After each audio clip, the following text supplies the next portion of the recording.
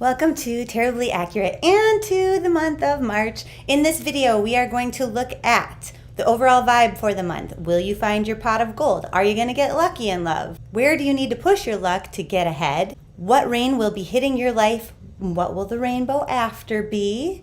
And then if you stick around all the way to the end of the video, you will find out what is your crystal of the month and what is it good for, how's it going to help you, as well as figuring out how you can get a free reading from me. This video is for Cancer.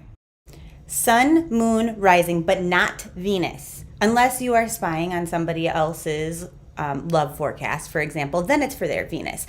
But this video right here is going to show you how to get the most out of these videos that I make or that anybody else makes for tarotscopes, horoscopes, whatever, or even ones that you would read online. And one more thing, there are links below to connect you to the tarotscopes that I've been making online for all zodiac signs. And now let's get started. Cancer, your overall vibe for the month is not dissimilar from what a lot of other people are experiencing. You might be feeling a little unstable. You might be feeling financially uneasy. You might be feeling like your schedule is a nightmare. So is there anything we can do immediately to turn that around? Just know that that can change overnight, that you can totally get a grip overnight and have a different reality. They say the only constant is change. So expect that and expect it to happen quickly for you. Will you find your pot of gold? What's up with your finances? And they're like, you might get some good financial news coming your way. It is likely that it is going to come through an electronic source. So it could be somebody calling you up on the phone, but it's more likely that it comes in the form of an email or in a message, like a text message or a Facebook message, something like that. Maybe it's something you get from your bank, like, hey, we fucked up, surprise, here's $500. It could be anything like that. Maybe you track your stock market picks or something like that. Maybe you'll get lucky that way. But they're saying it's good news that is coming your way, probably via an electronic source. So nobody's gonna knock on your door, surprise, Publishers Clearinghouse. I don't even know if that's still a thing. But anyway, that's what's coming. So that's fantastic. Will you get lucky in love if you are single? They're like, this might not be your luckiest month, to be honest. Anything you can do to turn that around? They're like, well, the thing is you're not really excited to sort of get lucky in love this month, so probably not unless you change your attitude. For those of you who are coupled, what they're saying is, the biggest thing for you right now in the month of March is figuring out what's the most important thing. And you're getting a little bit confused. Do I need more alone time? Do I need more together time? Is it important that we move in together? Is it important that we get married? Is it important that we communicate more? Is it important that we communicate less? There's all of this stuff just kind of brewing around. And so it's hard to figure out the focus here. Is there anything you can do to help yourself out with that? And they're like, well, the problem is it's easier to know what you don't want than what you do want. But when we focus on what we don't want, we attract more of that into our life. So they're like, why don't we just focus on what's going right? How about that? What are the things that don't suck in your relationship? Not that your relationship's gonna suck this month, but just constantly focus on the things that are positive there, right? Because otherwise you're going to work yourself into a tizzy. And the more that we focus on the things that are positive, the more that we start to figure out what we want and the more that we get what we want. Anything is possible in this relationship, but we need to have our focus be on what we truly desire for it, and then we can have that, okay?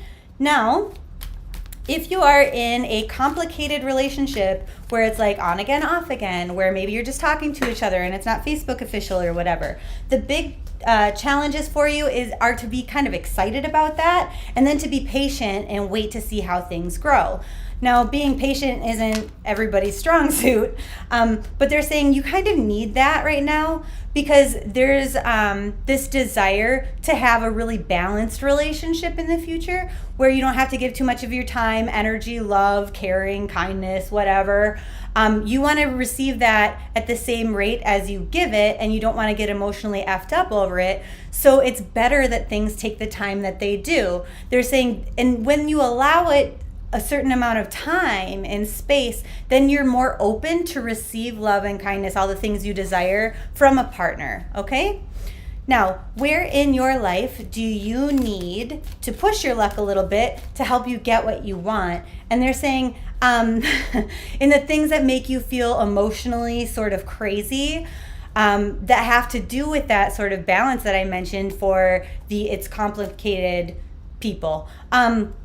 Now, what makes you emotionally crazy about your day-to-day life, about your finances, about your work-life balance, about all of those things, maybe even your taxes, they're like, be patient there also. Because consistent little steps build up to be like one big thing. I know personally, I don't have any Cancer in my chart, but I get really stressed out about all the shit that I have to do for my taxes, right? And so if I were just to spend 10 minutes a day organizing my receipts, at the end of the year, it would be far less of a nightmare, right? Is there anything that we need to be warned about? The rain that will be hitting your life?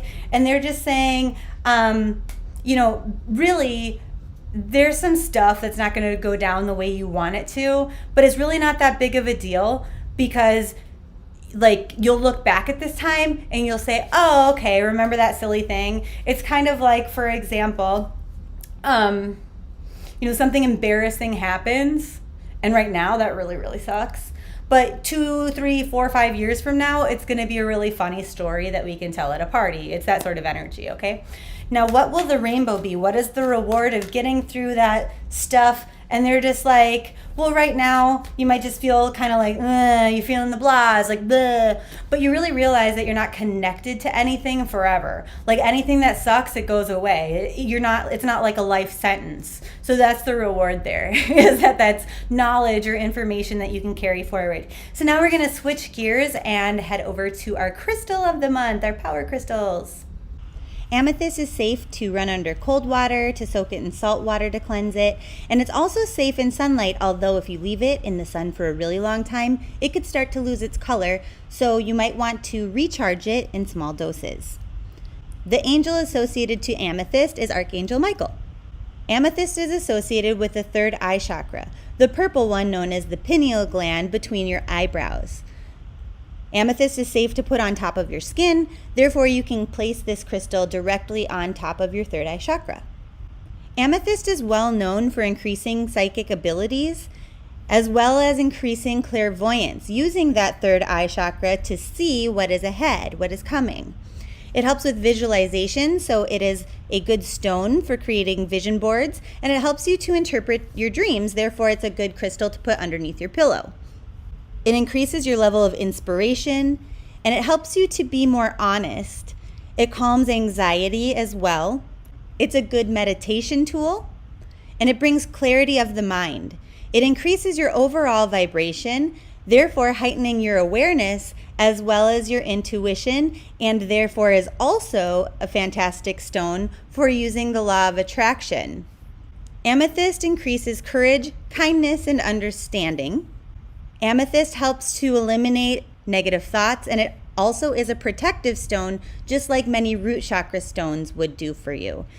Amethyst reinforces a sense of justice, and it calms your passions, which is a good thing when you have violent emotions or anger.